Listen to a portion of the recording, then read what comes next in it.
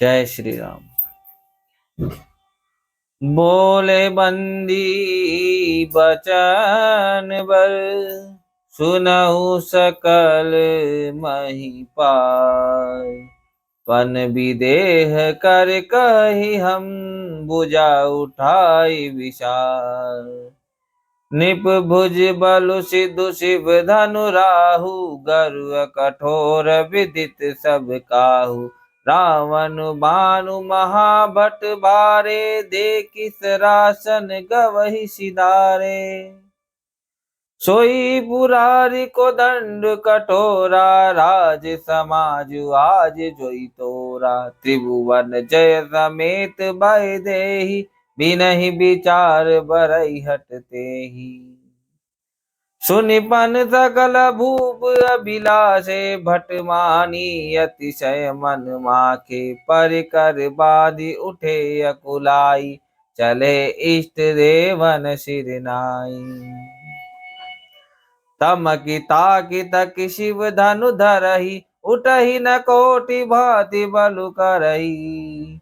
जिनके कछु विचारु मन माही, चाप समीप न जाई। तमकि धरहि धनु मूढ़ नभ, उठै न चलई लजाई। मनहु पाई भट बाहु बलु, अधिकु अधिक गरुआई। सियावर रामचंद्र शंकर हरि ओम। जय जय सिया राम, जय जय हनुमान।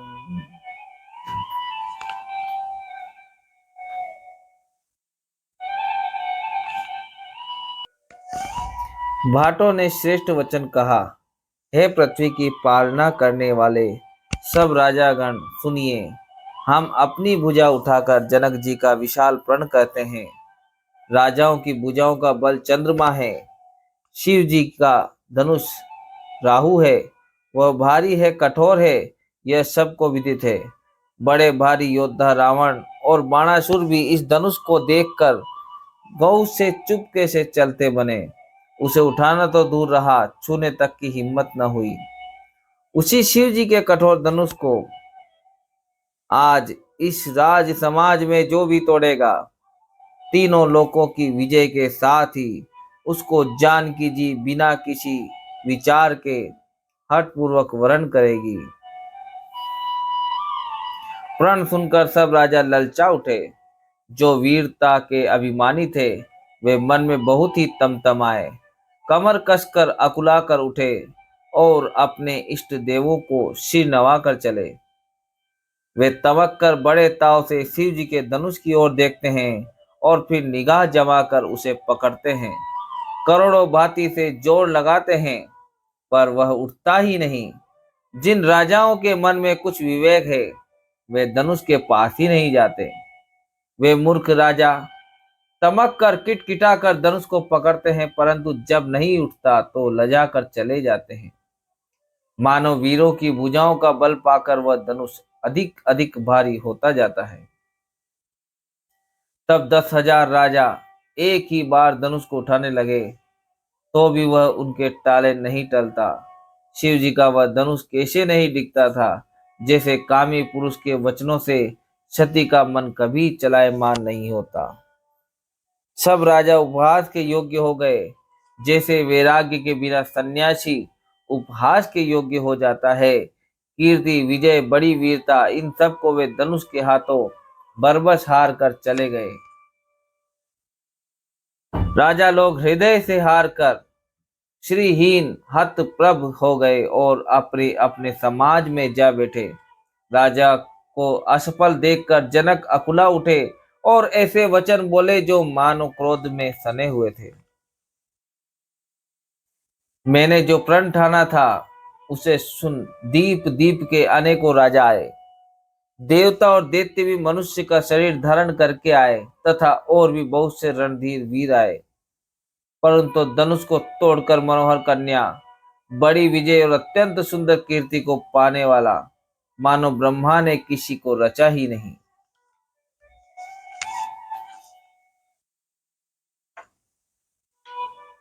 कहिए, यह लाभ किसको अच्छा नहीं लगता। परंतु किसी ने भी शंकर जी का धनुष नहीं चढ़ाया। अरे भाई, चढ़ाना और तोड़ना तो दूर रहा, कोई तिल भर भूमि भी छुड़ा न सका। अब कोई वीरता का अभिमान नाराज न हो। मैंने जान लिया, पृथ्वी वीरों से खाली हो गई। अब आशा छोड़कर अपने घर जाओ। ब्रह्मा ने सीता का विवाह लिखा ही नहीं। यदि प्रण छोड़ता हूं तो पुण्य जाता है, इसलिए क्या करूं, कन्या कुंवारी ही रहे। यदि मैं जानता कि पृथ्वी वीरों से शून्य है, तो प्रण करके उपहास का पात्र न बनता। जनक के वचन सुनकर सभी स्त्री पुरुष जानकी जी की ओर देखकर दुखी हुए, परंतु लक्ष्मण जी तमतमा उठे। उनकी भौहें टेढ़ी हो गई, होठ फड़कने लगे और नेत्र क्रोध से लाल हो गए। श्री रघुवीर जी के डर से कुछ कह तो सकते नहीं, पर जनक के वचन उन्हें बाण से लगे। जब न रह सके, तब श्री रामचंद्र जी के चरण कमलों में सिर नवाकर वे यथार्थ वचन बोले कि रघुवंशियों में कोई भी जहां होता है, उस समाज में ऐसे वचन कोई नहीं कहता जैसे अनुचित वचन रघुकुल शिरोमणि श्री राम जी को उपस्थित जानते हुए भी जनक जी ने कहे हैं। हे सूर्य कुल रूपी कमल के सूर्य, सुनिए, मैं स्वभाव से कहता हूँ, कुछ अभिमान करके नहीं। यदि आपकी आज्ञा पाऊं तो मैं ब्राह्मण को गेंद की तरह उठा लूं और उसे कच्चे घड़े की तरह फोड़ डालूं। मैं सुमेरु पर्वत को मूली की तरह तोड़ सकता हूँ। हे भगवान, आपके प्रताप की महिमा से यह बेचारा पुराना धनुष तो कौन चीज है। ऐसा जानकर हे नाथ, आज्ञा हो तो कुछ खेल करूं, उसे भी देखिए। धनुष को कमल की डंडी की तरह चढ़ाकर उसे 100 योजन तक दौड़ा लिए चला जाऊं। हे नाथ, आपके प्रताप के बल से धनुष को कुकुरमुत्ते बरसाती छत्ते की तरह तोड़ दूं। यदि ऐसा न करूं तो प्रभु के चरणों की शपथ है, फिर मैं धनुष और तरकस को कभी हाथ में भी न लूंगा। जो ही लक्ष्मण जी क्रोध भरे वचन बोले कि पृथ्वी डगमगा उठी और दिशाओं के हाथी कांप गए। सभी लोग और सब राजा डर गए। सीता जी के हृदय में हर्ष हुआ और जनक जी सकुचा गए। गुरु विश्वामित्र, श्री रघुनाथ जी और सब मुनि मन में प्रसन्न हुए और बार बार पुलकित होने लगे। श्री रामचंद्र जी ने इशारे से लक्ष्मण को मना किया और प्रेम सहित अपने पास बैठा लिया। विश्वामित्र जी शुभ समय जानकर अत्यंत प्रेम भरी वाणी बोले, हे राम, उठो, शिव जी का धनुष तोड़ो और हे तात, जनक का संताप मिटाओ। गुरु के वचन सुनकर श्री राम जी ने चरणों में सिर नवाया। उनके मन में हर्ष हुआ, न विषाद, और वे अपनी एंड खड़े होने की शान से जवान सिंह को भी लजाते हुए सहज स्वभाव से ही उठ खड़े हुए। मंच रूपी उदियाचल पर रघुनाथ जी रूपी बाल सूर्य के उदय होते ही सब संत रूपी कमल खिल उठे और नेत्र रूपी भौरे हर्षित हो गए। राजाओं की आशा रूपी रात्रि नष्ट हो गई। उनके वचन रूपी तारों के समूह का चमकना बंद हो गया। वे मौन हो गए। अभिमानी राजा रूपी कुमुद संकुचित हो गए और कपटी राजा रूपी उल्लू छिप गए। मुनि और देवता रूपी चकवे शोक रहित हो गए। वे फूल बरसाकर अपनी सेवा प्रकट कर रहे हैं। प्रेम सहित गुरु के चरणों की वंदना करके श्री रामचंद्र जी ने मुनियों से आज्ञा मांगी। समस्त जगत के स्वामी श्री राम जी सुंदर मत वाले श्रेष्ठ हाथी की सी चाल से स्वाभाविक ही चले। श्री रामचंद्र जी के चलते ही नगर भर के सब स्त्री पुरुष सुखी हो गए और उनके शरीर रोमांच से भर गए। उन्होंने पितृ और देवताओं की वंदना करके अपने पुण्यों का स्मरण किया। यदि हमारे पुण्यों का कुछ भी प्रभाव हो तो हे गणेश गोसाई, रामचंद्र जी शिव जी के धनुष को कमल की डंडी की भांति तोड़ डालें।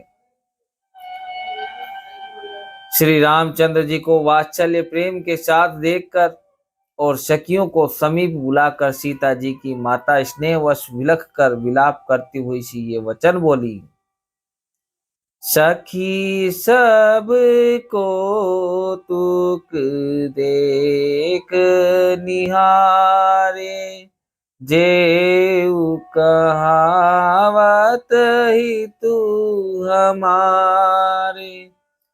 को न बुझाई कहीं गुरु पाई, हे बालक असी हट बल नाही।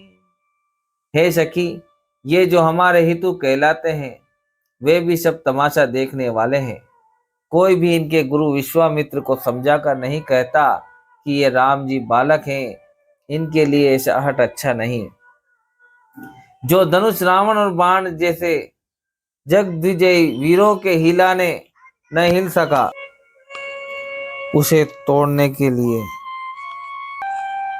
मुनि विश्वामित्र जी का राम जी को आज्ञा देना और राम जी का उसे तोड़ने के लिए चल देना रानी को हट जान पड़ा। इसलिए वे कहने लगी कि गुरु विश्वामित्र जी को कोई समझाता भी नहीं। रावण और बाणासुर ने जिस धनुष को छुआ तक नहीं और सब राजा घमंड करके हार गए, वही धनुष इस सुकुमार राजकुमार के हाथ में दे रहे हैं। हंस के बच्चे भी कहीं मंदराचल पहाड़ उठा सकते हैं। और तो कोई समझाकर कहे या नहीं, राजा तो बड़े समझदार और ज्ञानी हैं, उन्हें तो गुरु को समझाने की चेष्टा करनी चाहिए थी। परंतु मालूम होता है राजा का भी सारा सयानापन समाप्त हो गया। हे सखी, विधाता की गति कुछ जानने में नहीं आती। यूं कहकर रानी चुप हो रही। तब एक चतुर राम जी के महत्व को जानने वाली सखी कोमल वाणी बोली, हे रानी, तेजवान को देखने में छोटा होने पर भी छोटा नहीं गिनना चाहिए। कहाँ घड़े से उत्पन्न होने वाले छोटे से मुनि अगस्त और कहाँ अपार समुद्र, किंतु ने उसे सोख लिया जिसका सूर्य सारे संसार में छाया हुआ है। सूर्य मंडल देखने में छोटा लगता है, पर उसके हृदय उदय होते ही तीनों लोकों का अंधकार भाग जाता है। जिसके वश में ब्रह्मा विष्णु शिव और सभी देवता है, वह मंत्र अत्यंत छोटा होता है। महान मत वाले गजराज को छोटा सा अंकुश वश में कर लेता है। कामदेव ने फूलों का ही धनुष बाण लेकर समस्त लोगों को अपने वश में कर रखा है। हे देवी, ऐसा जानकर संदेह त्याग दीजिए। हे रानी सुनिए, रामचंद्र जी धनुष को अवश्य ही तोड़ेंगे। सखी के वचन सुनकर रानी को श्री राम जी की सामर्थ्य के संबंध में विश्वास हो गया। उनकी उदासी मिट गई और श्री राम जी के प्रति उनका प्रेम अत्यंत बढ़ गया। उस समय श्री रामचंद्र जी को देखकर सीता जी भयभीत हृदय से जिस देवता से विनती कर रही है, वे व्याकुल होकर मन ही मन मना रही है, हे महेश भवानी, मुझ पर प्रसन्न होइए। मैंने आपकी जो सेवा की है उसे सफल कीजिए और मुझ पर स्नेह करके धनुष के भारीपन को हर लीजिए। मन ही मन मनाव अकुलानी, हो प्रसन्न महेश भवानी। करहु सफल अपनी सेवकाई, करिहि तुहरहु चाप गरुआई। गणनायक वरदायक देवा, आजु लगे कीन्हु तुम सेवा। बार बार विनती सुनि मोरी, करहु चाप गुरताति तोरी। हे गणों के नायक, वर देने वाले देवता गणेश जी, मैंने आज ही के लिए तुम्हारी सेवा की थी। बार बार मेरी विनती सुनकर धनुष का भारीपन बहुत ही कम कर दीजिए। देखी देखी रघुवीर तन, सुर मनाव धरि धीर। भरे विलोचन प्रेम जल, पुल कावली शरीर। श्री रघुनाथ जी की ओर देख देख कर सीता जी धीरज धर कर देवताओं को मना रही है। उनके नेत्रों में प्रेम के आंसू भरे हैं और शरीर में रोमांच हो रहा है। अच्छी तरह नेत्र भरकर श्री राम जी की शोभा देखकर फिर पिता के प्रण का स्मरण करके सीता जी का मन शुद्ध हो उठा। वे मन ही मन कहने लगी, अहो पिताजी ने बड़ा ही कठिन हठ ठाना है। वे लाभ हानि कुछ भी नहीं समझ रहे हैं। मंत्री डर रहे हैं, इसलिए कोई उन्हें सीख भी नहीं देता। पंडितों की सभा में यह बड़ा अनुचित हो रहा है।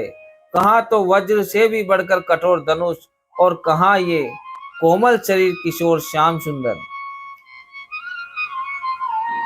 हे विधाता, मेरे हृदय से किस तरह धीरज धरूं? शिरस के फूल के कण से कहीं हीरा छेदा जाता है। सारी सभा की बुद्धि बोली बावली हो गई है। अतः हे शिव जी के धनुष, अब वो मुझे तुम्हारा ही आसरा है।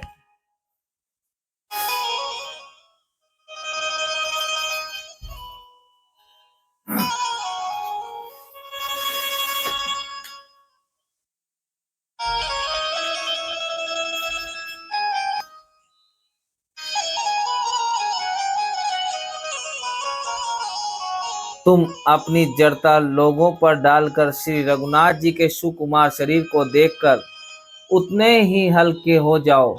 इस प्रकार सीता जी के मन में बड़ा ही संताप हो रहा है। निमेष का एक अंश भी 100 युगों के समान बीत रहा है।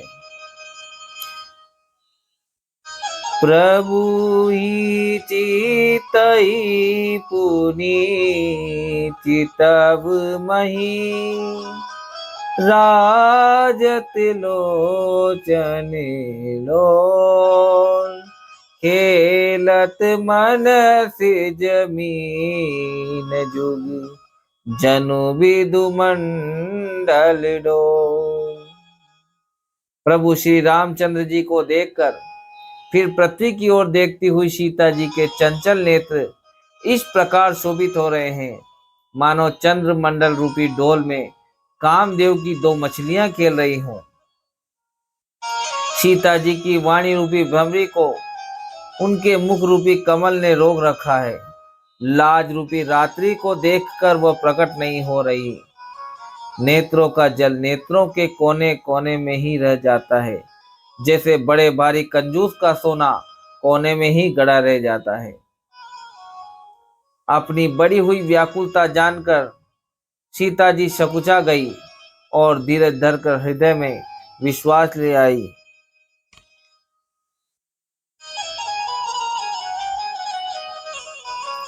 कि यदि तन मन और वचन से मेरा प्रण सच्चा है और श्री रघुनाथ जी के चरण कमलों में मेरा चित्त वास्तव में अनुरक्त है, तो सबके हृदय में निवास करने वाले भगवान मुझे रघु श्रेष्ठ श्री रामचंद्र जी की दासी अवश्य बनाएगा। जिसका जिस पर सच्चा स्नेह होता है वह उसे मिलता ही है, इसमें कुछ भी संदेह नहीं है। जो भगवानु सकल उर्वासी, करहि मोहि रघुबर के दासी।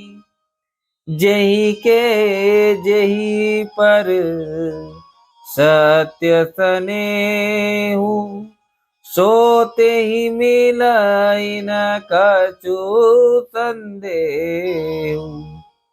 प्रभु तन चितई प्रेम तन टाना, कृपा निदान राम सब जाना।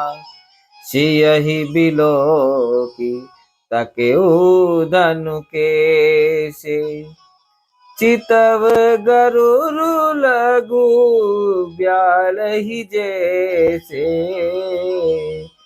चितव गरुर लघु ब्याल ही जैसे।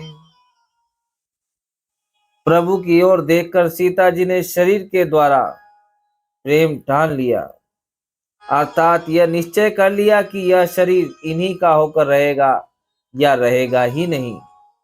कृपा निदान श्री राम जी सब जान गए। उन्होंने सीता जी को देखकर धनुष की ओर कैसे ताका, जैसे गरुड़ जी छोटे से सांप की ओर देखते हैं। इधर जब लक्ष्मण जी ने देखा कि रघुकुल मणि श्री रामचंद्र जी ने शिव जी के धनुष की ओर ताका है, तो वे शरीर से पुलकित हो ब्रह्मांड को चरणों से दबाकर निम्नलिखित वचन बोले। हे दिग्गजों, हे कच्छप, हे शेष, हे वराह, धीरज धरकर पृथ्वी को थामे रहो, जिसमें यह हिलने न पावे।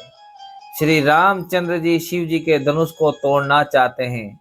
मेरी आज्ञा सुनकर सब सावधान हो जाओ। श्री रामचंद्र जी जब धनुष के समीप आए, तब सब स्त्री पुरुषों ने देवताओं और पुण्यों को मनाया। सबका संदेह और अज्ञान, नीच राजाओं का अभिमान, परशुराम जी के गर्व की क्रूरता, देवता और श्रेष्ठ मुनियों की कातरता, भय, सीता जी का सोच, जनक का पश्चाताप और रानियों के दारुण दुख का दावानल, ये सब शिव जी के धनुष रूपी बड़े जहाज को पाकर समाज बनाकर उस पर जा चढ़े। ये श्री रामचंद्र जी की भुजाओं के बल रूपी अपार समुद्र के पार जाना चाहते हैं, परंतु कोई केवट नहीं है। श्री राम जी ने सब लोगों की ओर देखा और उन्हें चित्र में लिखे हुए से देखकर फिर कृपाधाम श्री राम जी ने सीता जी की ओर देखा और उन्हें विशेष व्याकुल जाना।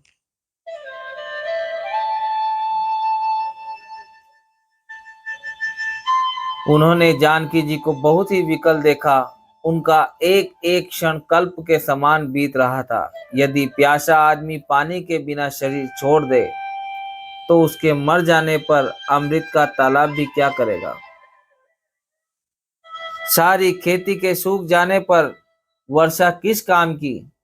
समय बीत जाने पर फिर पछताने से क्या लाभ। जी में ऐसा समझकर श्री राम जी ने जानकी जी की ओर देखा और उनका विशेष प्रेम लख कर वे पुलकित हो गए। गुरु ही प्रणाम, मन ही मन कीना, अति लाघव उठाई धनुलीना। दम के उदामिनी जिमी जब लायाओ, पुनि नभ धनु मंडल समभयो। मन ही मन उन्होंने गुरु को प्रणाम किया और बड़ी फुर्ती से धनुष को उठा लिया।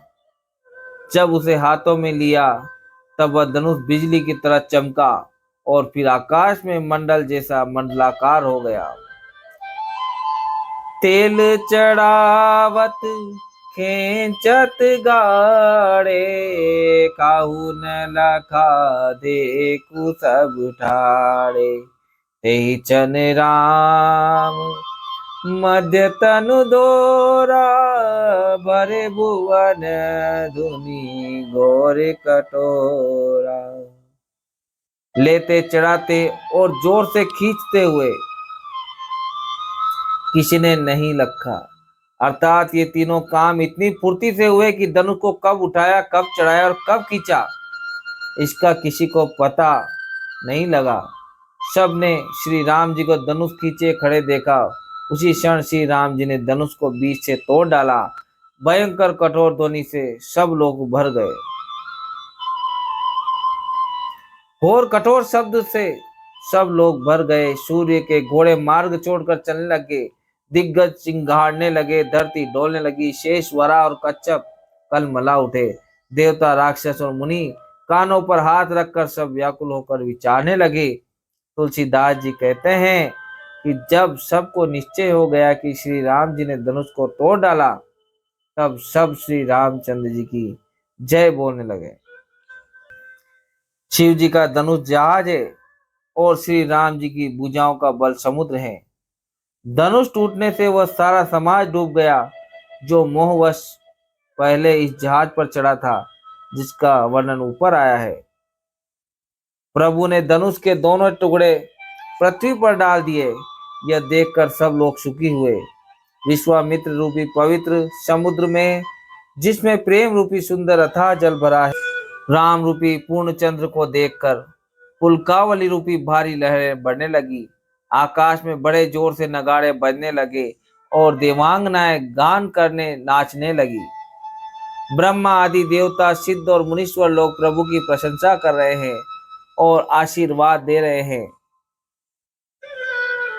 वे रंग बिरंगे फूल और मालाएं बरसा रहे हैं। किन्नर लोग रसीले गीत गा रहे हैं। सारे ब्रह्मांड में जय जयकार की ध्वनि छा गई, जिसमें धनुष टूटने की ध्वनि जान ही नहीं पड़ती। जहां तहां स्त्री पुरुष प्रसन्न होकर कह रहे हैं कि श्री रामचंद्र जी ने शिव जी के भारी धनुष को तोड़ डाला। धीर बुद्धि वाले भाट, मागध और सूत लोग वीरदावली कीर्ति का बखान कर रहे हैं। सब लोग घोड़े, हाथी, मणि और वस्त्र निछावर कर रहे हैं। झांझ, मृदंग, शंख, सेनाई, भेरी, ढोल और सुहावने नगाड़े आदि बहुत प्रकार के सुंदर बाजे बज रहे हैं। जहां तहां युवतियां मंगल गीत गा रही है।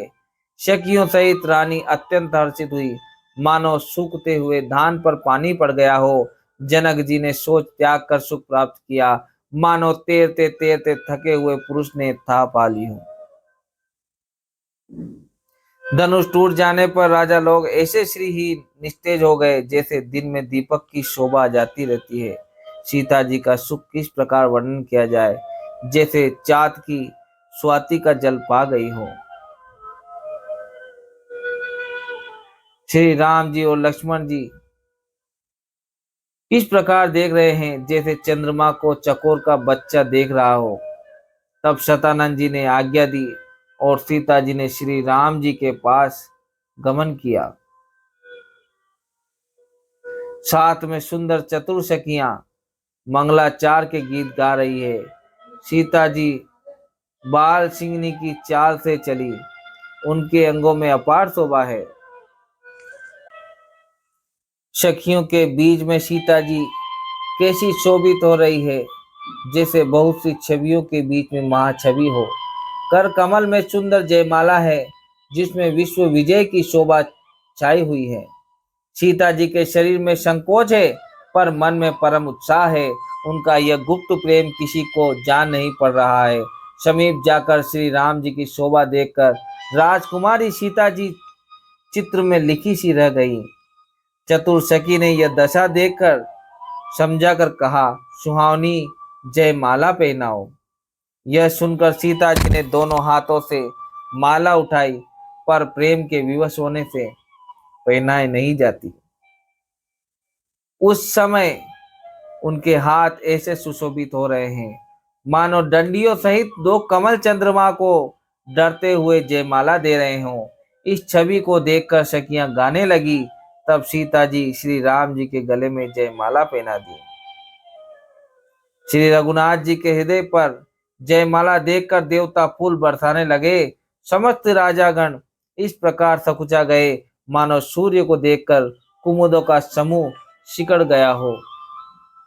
नगर और आकाश में बाजे बजने लगे। दुष्ट लोग उदास हो गए और सज्जन लोग सब प्रसन्न हो गए। देवता, किन्नर, मनुष्य, नाग और मुनीश्वर जय जयकार करके आशीर्वाद दे रहे हैं। देवताओं की स्त्रियां नाचती गाती है। बार बार हाथों से पुष्पों की अंजलियां छूट रही है। जहां तहां ब्राह्मण वेद ध्वनि कर रहे हैं और भाट लोग वीरदावली कुल कीर्ति बखान कर रहे हैं। पृथ्वी, पाताल और स्वर्ग तीनों लोकों में यश फैल गया कि श्री रामचंद्र जी ने धनुष तोड़ दिया और सीता जी को वरण कर लिया। नगर के नर नारी आरती कर रहे हैं और अपनी पूंजी हैसियत को भुलाकर सामर्थ्य से बहुत अधिक निछावर कर रहे हैं। श्री सीता राम जी की जोड़ी ऐसी सुशोभित हो रही है मानो सुंदरता और श्रृंगार रस एकत्र हो गए हों।